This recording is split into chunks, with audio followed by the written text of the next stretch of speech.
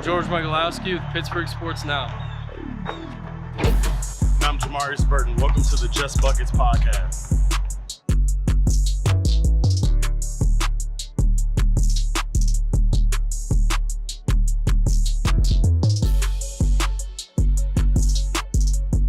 Hey guys, Jamarius here. I want to thank the Scoring Factory for sponsoring the Just Buckets podcast. The Scoring Factory provides top-notch, detail-oriented training for basketball players of all ages in the Pittsburgh area. I go to Pete Strobel at the Scoring Factory to fine-tune the details of my game by focusing on the individual skills that have gotten me to this level. Come get some at the Scoring Factory. Welcome back to another episode of the Just Buckets podcast. I am Jamarius Burton, and this is the Oakland Zoo edition. We are joined here with a special guest, my man Dewey. What's up, JB? Thank you for coming on and joining me, man. This is awesome. I've been watching every podcast. I love this team. So excited to be here. Appreciate you, man. You're a Pittsburgh native. Yep. Talk about, growing up in Pittsburgh and, what drew you to the team. Did you like the team, growing up? How was that experience? So, growing up in Peters Township, PA, none of my parents went to Pitt. My dad went to Maryland. My mom went to Rutgers. But my whole family hated Penn State, and my dad wanted to choose a college to root for, so he chose Pitt. And from that age, I don't know, I just started being ginormous Pitt fan. I remember the DeJuan Blair days, the Sam Young days, but I started really I followed it back then because when you're younger, you're not really into things. You're just it just appears. But I started being really invested the year we had Steven Adams and Trey Woodall's last year and some guys like that. I think we lost to your former team, Wichita State, in their Final Four run that year. So that was the first year I started being a true Pitt fan. But I think it was fifth grade. I've always wanted to go to Pitt, ginormous Pitt basketball fan. And I remember in fifth grade, I would literally go in my living room and just practice jumping in the Oakland Zoo. And from that day, I was I want to come to Pitt. I want to be an Oakland Zoo leader. I think because I always went to games with my dad, and the Oakland Zoo was so cool. They had it was so loud. Everyone was jumping. Before the game, I just remember the game hasn't even started, and when they're introducing the players, everyone would be starting jumping. The atmosphere was just so cool. So I was you know what, I want to be a leader of that one day. And wow, we're here. So, growing up, you said you fell in love with the Oakland Zoo. Yeah. Was it the paper tossing that made you fall in love, or was it what was it that really stood out to you? Yeah. So being a ginormous college basketball fan, I just love the atmospheres and at these home arenas, and having such an awesome student section who we literally take over games. Yeah. That just drew to me because that's one that I remember playing NCAA basketball 10 with Blake Griffin on the cover. Yeah. And we were number 4 on the home court advantage. So I just think I just love how my favorite college basketball team, we have one of the best student sections, and we have the ability to take over games. And that just drew to me, having that environment to Pete. It's just so cool. And was that, a part of your primary goal as the leader to try to create that atmosphere once again that you saw growing up? Yeah, exactly. So around the high school times, we didn't have the best teams, unfortunately. Yeah. And the Zoo would have attendance of maybe 50 to 60 people. I've talked a lot with the leaders of those years. Yeah. And I saw it myself because even through the down years, I still went to the games with my dad. And I was you know what, I want to come here. I want to bring this thing back the old days when we had Julius Page and Brandon Knight, and how that atmosphere. And I remember talking to one of the leaders. He actually works at the scores table, and he was telling me one of the games, he basically, Jim Boeheim, flipped him off. I want that atmosphere again, where everyone's going crazy, tormenting the opposing coaches. So it was just sad to me that the Zoo was dying and everyone was making fun of us for not having the Zoo. So I was I'm going to get in the Pit and I'm going to become a Zoo leader. And like I said, we're here, and we'll get into that, the journey to be there. How long have you been the leader? So this was my first year being an Oakland Zoo leader. Last year I was a section leader, so they were supposed to give me seats behind near your guy's bench. But like I just like didn't really want to sit there. I wanted to be in the middle. So they saved seats at the end of the first row last year. So I got to know the Oakland Zoo leaders. And so like last year I was just basically just screaming at the opposing coaches. Yeah. And it was a lot of fun. And we can talk about last year. Like it was a lot of fun. I mean, our team wasn't that good. I'm thankful you were loyal to us and stayed with us. But last year was tough. But I made the most out of it. I still went to every single game and tried to chirp the bench most I can and the head coaches. You know, you say you like to chirp at obviously the opposing head coaches, things like that. Is there some homework that goes behind, you know, what y'all do? For me, not really, because I'm not even bragging, but I kind of know everything. Like I'm a huge college basketball fan, but some of the other zoo leaders who are not as big as sports fans, they definitely do their homework. For like the West Virginia game, a lot of them did the homework and like some things about their players. But yeah, we do some homework on the opposing team, so we kind of know what to say to them. Yeah. But for me, like I kind of already know. For the other schools, we do a little bit. Here's a really funny story. So Okay. for the Fairleigh Dickinson game, Yeah. we didn't know back then that they would beat Purdue. Right. So it was actually my birthday. So I brought a couple of friends from home, and you know Jack Neiman, the other zoo leader, the bearded guy. Yeah. So we went for my birthday, and we didn't know Tobin Anderson would go on to beat Purdue. So we were chirping him, and he was just like he's a really funny looking guy. He's always angry. So we don't know. So we started like a fire Tobin chant, which is really bad. And Coach Capel's like, guys, don't chant that. Right. But we didn't know Tobin Anderson would end up beating Purdue, and now he's the coach at Iona, which is pretty cool. Yeah, definitely. And I mean, again, what y'all do is only, you know, for the atmosphere of the game. Yeah, It's exactly. never, you know, malicious intent behind it. Never. I respect all the players. I never go really personal. I just like scream random stuff. Like I'll never like look up like the person's wife or other people do that. I'll never do that. I like chirp on a basketball perspective. So here's another story. The Syracuse game was wild. Yeah. And one of their players, Samir Torrance, like he's last year I recognized he was very like responsive. So before the game, I was like, how'd you recognize that? Do you watch film? Because I mean, I just like go off the whole game. And like the most responsive teams are definitely Miami and Syracuse.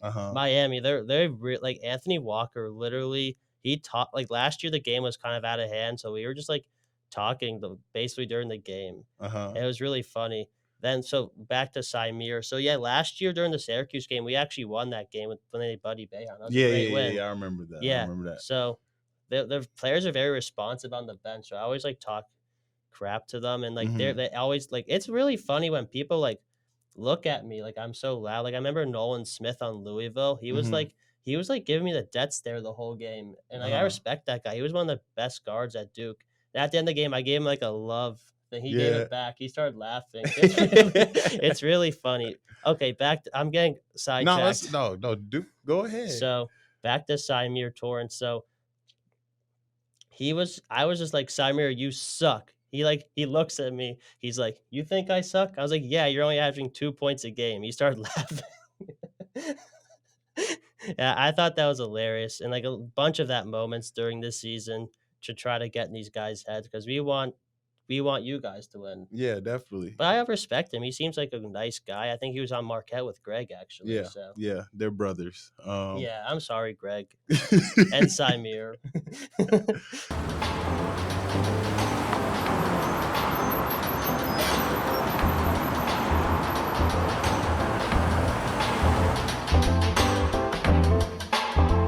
Hey, what do you recommend on the menu?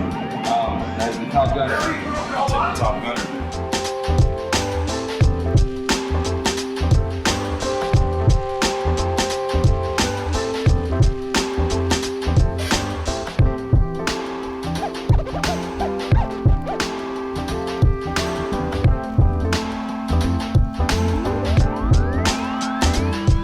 Thanks, man. Appreciate it.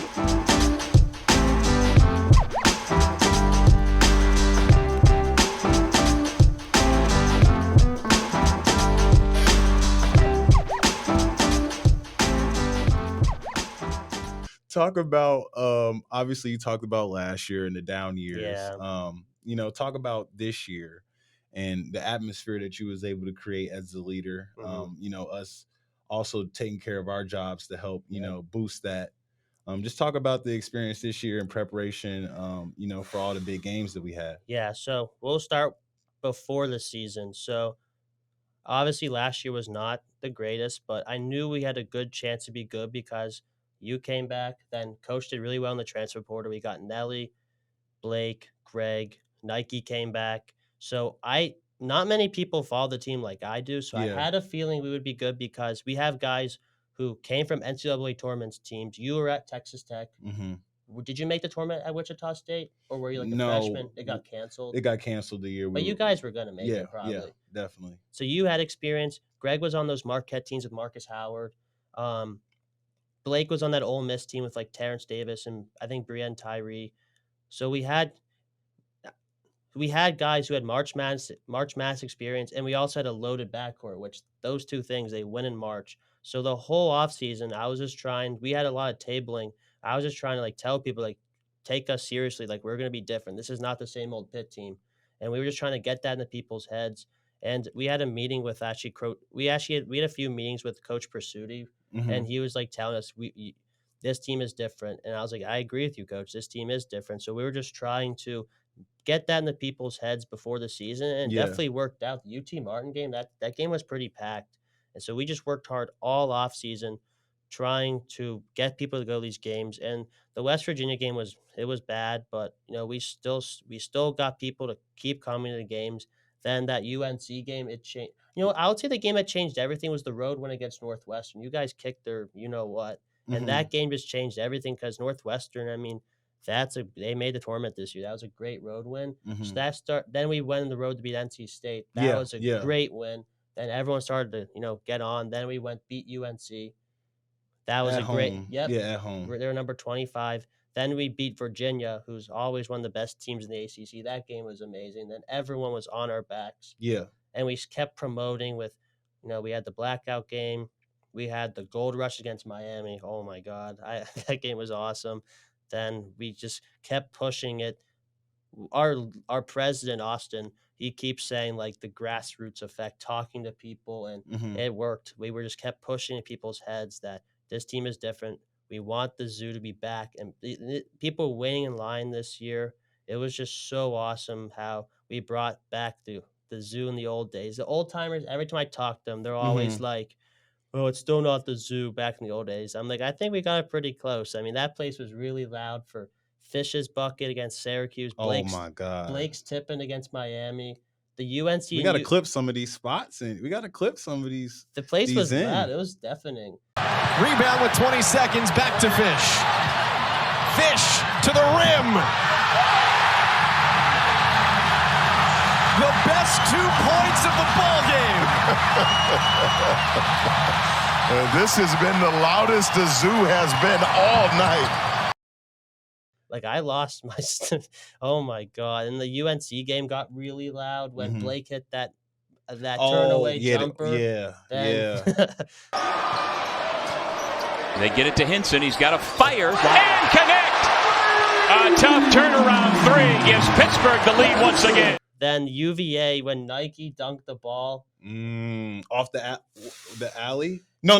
He drove it. Game. Yeah, no, he drove it down and cocked it back. Yeah. That guy has bunnies, man. It's hard to see the ones that are right in front of you. Well, that's what the officials will tell me. Nike Sabandi.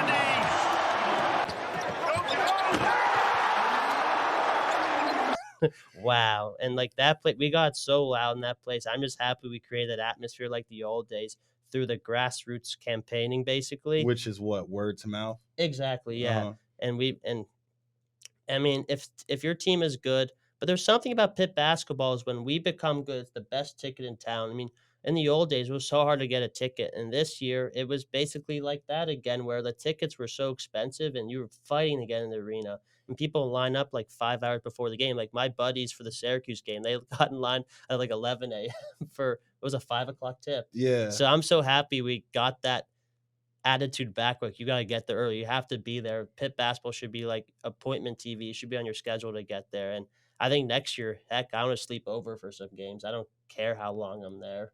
So you're saying that Oakland Zoo can turn into Tent Town as well, where we got some guys out there, prepping the night before the games. I want to do that. I'll do anything for Pitt basketball. I'll sleep outside. I'll sleep on the steps. I don't care. Like, you guys see me. I get to the games like 4 hours beforehand doing newspapers. I do not care. And like, I want to bring that attitude to where it reaches other people. And that was my goal. Is I want to make people passionate as others make people passionate like me. And I think, heck, I want to bring that next year where if Duke's coming to town like a big Monday or something, let's sleep over a Sunday. Like, I want to bring that attitude back.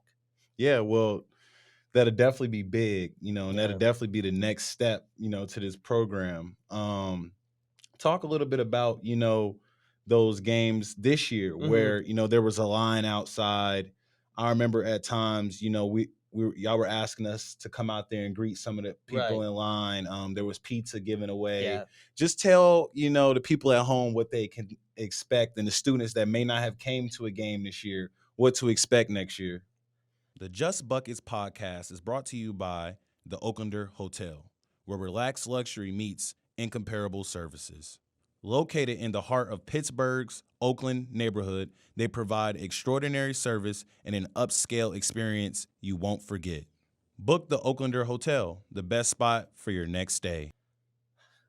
We're known that we're on the map again. So I think from the start of the season, we're going to be lining up again early.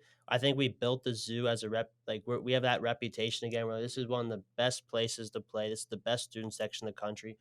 We're going to be back next year. Well, we're already back, but we're going to be really true on the map next year. I think next year's might be a bigger year to this year because we broke out this year. Mm-hmm. Next year, let's keep it going and let's keep riding, like Russell Wilson says. So I think next year, like, it's going to be even bigger because we're known again and people need to get there early again. I think we have the ACC SEC challenge coming up. I think we'll have a home game for that. Then I think Duke is probably going to come next year, probably UNC, all the big ACC schools. So I think next year we're going to have a big schedule, hopefully a better non-conference schedule than last year. Mm-hmm. So I think the attention's on us again. People got to keep showing out. And I think next year's going to be very competitive to get to games, maybe even more than this year. Definitely. Before we get off, talk a little bit about, the ACC tournament, March Madness, because I want people back home to know how committed the Oakland Zoo is, for us. Y'all travel. Talk a little bit about, that experience coming out, traveling, seeing us on the road and, being with us as we dance to March Madness. So, yeah, we'll start the ACC tournament. So basically, we had that Miami loss was really heartbreaking. Like, I'm not gonna lie, I started crying after the game. So after that, I was like, I didn't even have thoughts about going to Greensboro for the ACC tournament, but Jack called me and said, this might be the last time we ever see them. So I was like, I hit hard. So I was like, I'm going to go to Greensboro. So we took the ride down there. We got an Airbnb. Then we got to see you guys beat Georgia Tech. That was huge to get that win in the ACC tournament. Mm-hmm. So then the next day, the Duke game was not very good, and we were very scared that we wouldn't make it. So we get home. Back from spring break Saturday, Sunday. Greensboro was so much fun. It was actually a bucket list item to me because my dad went to Maryland, so he grew up in the big ages of the ACC. So it was always a dream of mine to go to Greensboro for an ACC tournament because that's a historic place. So I checked that off my bucket list. So then we get home for spring break. We get back to campus after spring break. Then we watch the show. We get the 11 seed against a playing game against Mississippi State and Dayton, and that wasn't ideal. But I've been watching the first four for a while. I've always heard Dayton was a great place to watch a game. So I was like, you know what? We were planning on going wherever. If it was in Sacramento, I would have went. I didn't really care. So so we got our tickets to go Tuesday. So basically that was probably the most craziest days of my life. Yeah. So I got out of class around 3:15. My good friend Riley drove me up at 4:00. We got the arena, 4-hour drive on a Tuesday. Got there at 8:00. We watched. I don't even remember who was playing. Game started at 9:00. Game ended around 11:00. After the game, we come down to see you guys. Greg, Nike, Blake all gave us hugs. Nike got a picture with us. Then that game was so awesome. You Yeah. had the clutch jumper. Remember in that'll be remembered in Pitt Pitt history. history. That was awesome. I started after the oh my god after the game. I didn't even know what I was doing. We just all ran down, and the funniest part was John Rothstein came to us, and like I'm a huge fan of John Rothstein. Like he came to us, he said, you guys didn't have. He like did his like normal like stuff. He was like, you guys didn't have Fetty. That's college. What does he say? It's like anarchy. No, it's college basketball. So I thought that was really funny. Then we literally drove home after the game. It was so awesome. And we got home at 4 a.m. I slept till like 12. Then I was like, yes, go back to Greensboro. So I drove down. I drove this time. I drove down my mom's car. Like one of the windshields is like shattered. So it was so hard driving to Greensboro. Wow. Yeah, my friends were like, you're a terrible driver. I'm like, I'm not that bad. I'm just not used to driving my mom's car. So we got back to Greens. The March Madness experience was crazy. I think we got out of class Thursday. I was like so hyped up to get to see Pitt and March Madness. So we drove to like West Virginia. We're staying in West Virginia and like a really nice Marriott. Then the next day we drove straight to the game against Iowa State. Iowa State's a really good team. I was not expecting you guys to only allow them 41 points. Yeah. And it was just that game was so awesome because it's all like, oh, Pitt can't do it. Like the ACC is a weak conference. Yeah. And guess what? We just beat one of the best Big 12 teams in the country. Only let them score 41 points.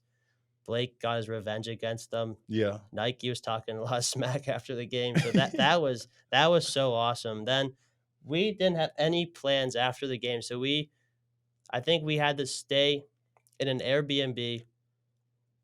Then we had to stay in a Quality Inn, which is total garbage. Like Yeah. it was terrible. Then we went to the Xavier game. I mean, whatever the result was, I was just so proud of this team. You guys really brought Pitt back, and I was no hard feelings after that game. Xavier's a really good team, and this season was just a total success. And that whole 2 weeks was so worth it for me. It was so much fun. And I'm just so thankful for this season. It was a dream come true for us to make March again and hopefully keep it going. Yes, sir. Before we get off, we have a Field by Root segment. What is one thing that you have to do before every game, to get you locked in to go out there and be the best zoo leader and chirper, in the country? That's an amazing question. So you guys have your routine with your music and stuff. Yeah. You do your swimming at trees. Yeah. So what I like to do is I always get to the Pitt around 3 hours before the game. I'll newspaper most of the section because all the other Zoolers don't want to do the hard work, but I'll do it. So I do that. Then my routine before the game is I always get my pretzel and my water because I was gonna stay hydrated because I'm jumping the whole game. This is funny, but I'll go so hard at the games. I'll come home, my feet are just bleeding. Wow, the commitment. I go hard for you guys. I think I sweat more than some of the other players. So that's my routines. I get a pretzel and water before the game, and being in the zoo last year was a dream come true, for sure. Definitely, man. Well, I want to appreciate you for joining me. Yeah, on the Just Buckets podcast on behalf of myself and all my teammates, and really, just Pitt men's basketball. We want to say thank you to the Oakland Zoo. Y'all really showed up and showed out every single game this year. We started from the bottom with the atmosphere. Yep. The first game wasn't sold out, and we continued to grow only because of our work and y'all work behind the scenes. And I just want to thank you here firsthand. We appreciate you. We love the Oakland Zoo, and we look forward to next year, the Oakland Zoo being even crazier. That's right. Thanks so much, JB, for all those clutch shots you've hit. I'm just so thankful for your loyalty. You couldn't have you came back for a reason. I really appreciate you and all the team for what you guys did this year. It was us, but it was mostly you guys bringing Pitt back. Thank you so much. Yes, sir. Appreciate y'all. Jamarius Burton. Dustin Blaueis, known as Dewey. This was the Oakland Zoo edition. Thank y'all.